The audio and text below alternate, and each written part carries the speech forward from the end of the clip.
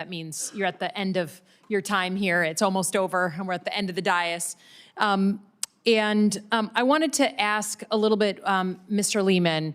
I understand you're a farmer, you're a fellow Midwesterner. I'm from Michigan. Mm-hmm. I understand that you depend on the ACA or Obamacare. 25% of farmers across the country depend on it because they don't have, employer-provided insurance. And I also understand that your wife dealt with breast cancer. Yes. And I'm glad to hear she got past that. My mother had breast cancer when I was a young child. And I think the thing that people miss with the ACA and the fundamental thing that it did, and no one would say it was perfect. I don't know a single person who thinks that it's perfect. It's a Band-Aid on a broken system. But it required coverage for people with pre-existing conditions. That's right. From my own family, my mom had that cancer, breast cancer, double mastectomy and a lymphectomy at 31 years old. So when she didn't have employer-provided insurance and needed to go on the marketplace before Obamacare, they could just charge her whatever they wanted because she happened to have had this cancer. So my brother and I were in school. We didn't know. She went 5.5 years with no insurance, and then ultimately walked into an ER years later and was diagnosed with stage 4 ovarian cancer. And I think about what kind of preventive care, a doctor saying, hey, you had breast cancer really young, you should get genetic testing or have a hysterectomy. So these are real issues that affect real people in real ways. And again, Obamacare is far from perfect, but that guarantee that they can't gouge you because of what you happen to be born with or have, I think was a fundamental thing that I think most Americans believe in today.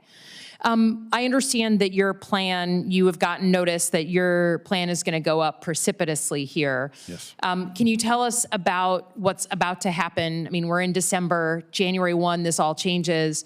And then I want to just ask you how it affects, you get notice of this bill. How is it changing your own thinking about your own life and what you can and cannot do?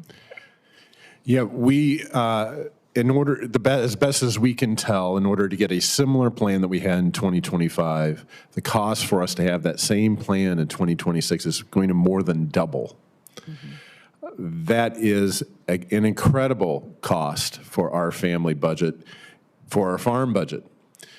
Farmers right now are trying to make all sorts of decisions because commodity prices are low, because of chaotic trade situation that we're in, higher input prices.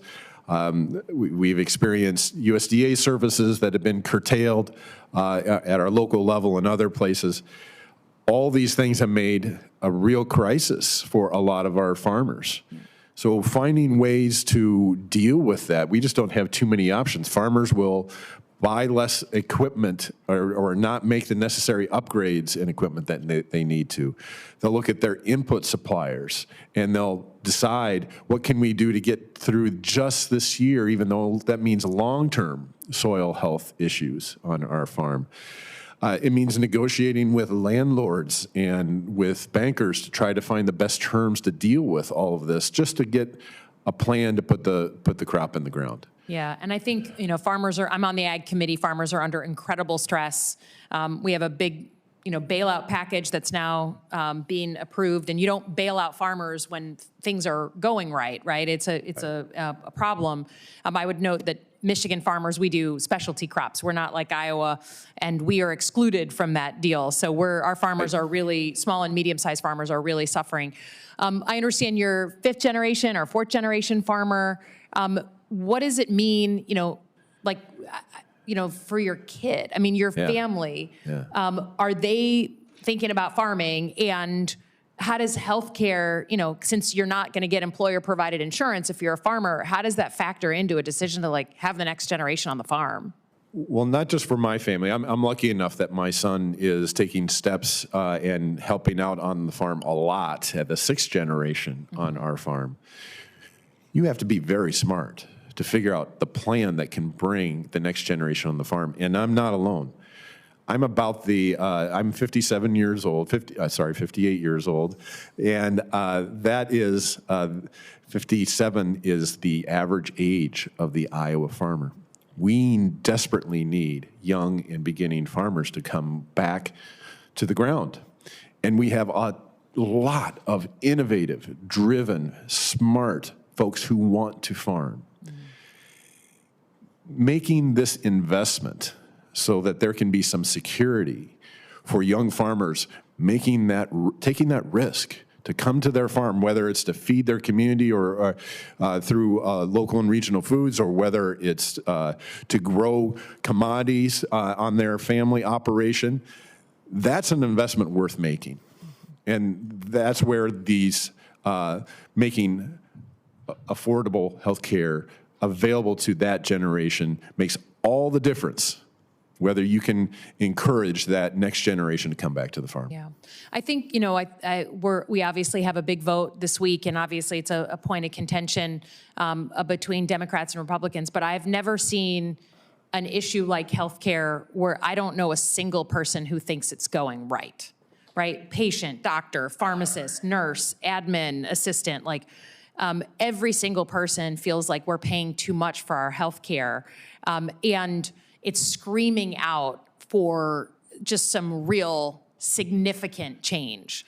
And again, Obamacare was a Band-Aid on an open wound of millions and millions of people not having care. And I think it helped a lot of people get care, but it's not the long-term plan. And in another time, if Washington was healthy and we were engaging with each other, we would say, it doesn't matter what state we're from.